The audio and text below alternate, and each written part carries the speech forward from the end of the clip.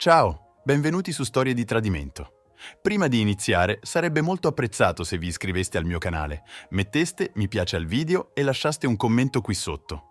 Questi semplici click significherebbero molto per il futuro di questo canale e ricompenserebbero davvero lo sforzo che metto ogni giorno. Ora, senza ulteriori indugi, iniziamo. È curioso come la vita possa lanciarti una palla curva quando meno te lo aspetti. Pensavo di avere tutto sotto controllo. Una moglie bellissima, una carriera di successo, una famiglia perfetta. Tuttavia, a volte l'immagine è solo un'illusione e la verità si nasconde in bella vista. Mi chiamo Danny e sono un ingegnere informatico di 45 anni. Mia moglie Carla è un'infermiera di 42 anni. Siamo sposati da 15 anni e abbiamo 2 bambini adorabili insieme. La nostra vita era un sogno, o almeno così credevo. Tutto è iniziato quando Carla ha cominciato a lavorare nel turno di notte all'ospedale. All'inizio ero comprensivo, sapevo che il suo lavoro era impegnativo e volevo essere lì per lei. Ma poi ha cominciato a tornare a casa sempre più tardi, sempre con una scusa su un paziente o la burocrazia.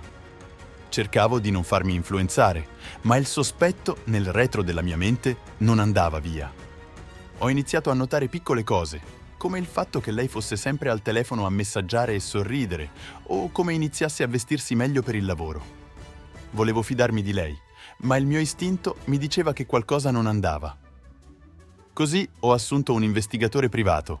Mai avrei pensato di fare una cosa del genere in 1.000.000 di anni. Le scoperte dell'investigatore mi hanno colpito come un macigno. Carla aveva una relazione con un dottore dell'ospedale. Si vedevano di nascosto da mesi, incontrandosi in hotel e rubando momenti insieme ogni volta che potevano. Mi sentivo come se non potessi respirare. Mia moglie mi tradiva nel modo peggiore possibile. L'ho affrontata quella notte e lei è scoppiata in lacrime, implorando il perdono. Diceva che era stato un errore, che non voleva farmi del male. Diceva che aveva interrotto con il dottore e che voleva lavorare sul nostro matrimonio. Volevo crederle, ma la fiducia era andata.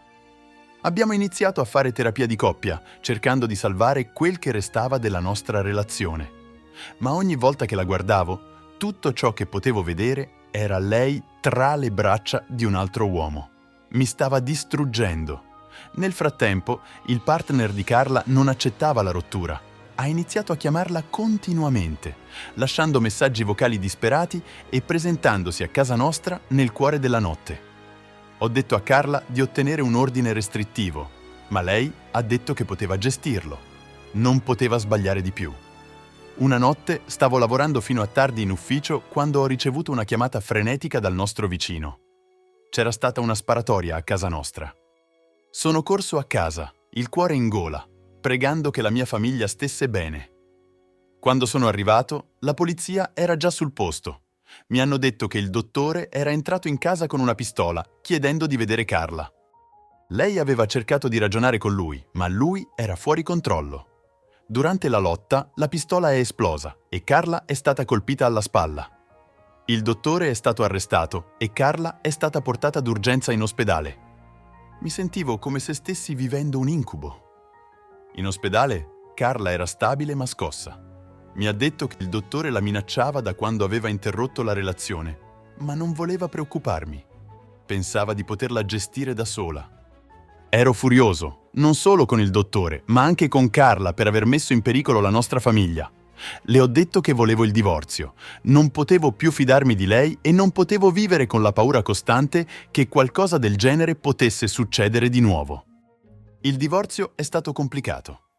Carla mi ha combattuto ad ogni passo, cercando di convincermi a darle un'altra possibilità, ma ero finito. Non potevo perdonarle ciò che aveva fatto. Avevo paura per la sicurezza dei bambini e non potevo rischiare. La parte più difficile è stata dire ai nostri figli. Erano distrutti e confusi e si sono sentiti in colpa per i nostri problemi. Mi spezzava il cuore vederli soffrire così. Mi sono buttato nel lavoro, cercando di distrarmi dal dolore. Ho iniziato a vedere un terapeuta per affrontare la mia rabbia e i problemi di fiducia. Ha aiutato, ma la ferita era ancora aperta. Carla si è trasferita e ha iniziato a ricostruire la sua vita. Ha lasciato il lavoro in ospedale e ha iniziato a lavorare in una clinica dall'altra parte della città, dicendo di aver bisogno di un nuovo inizio.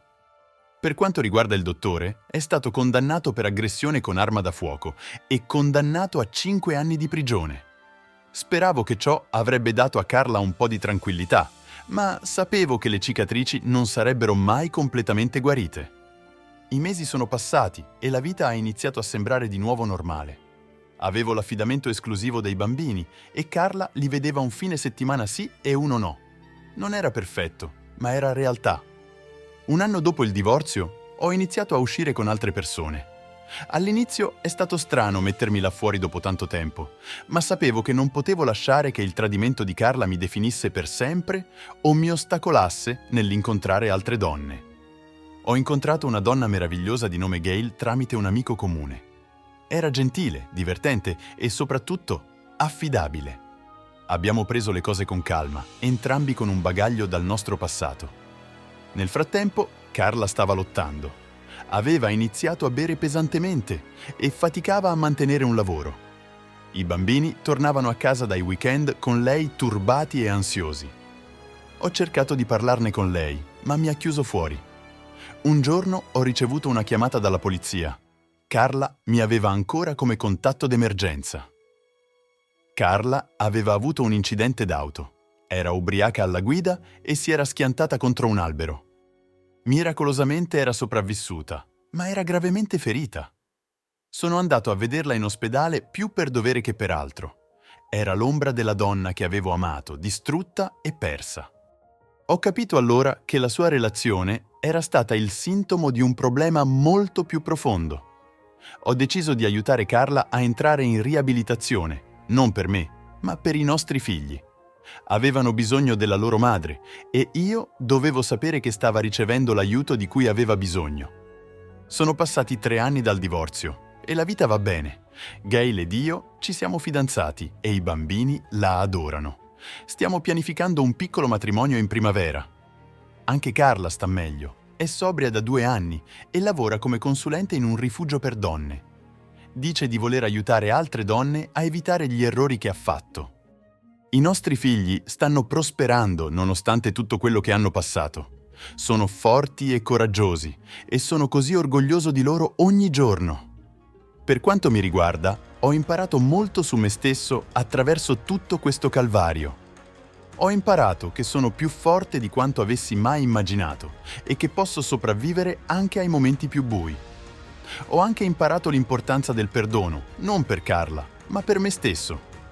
Tenere il rancore e il risentimento mi stava solo facendo male. Alla fine non posso continuare a dare così tanto spazio nella mia mente al dolore.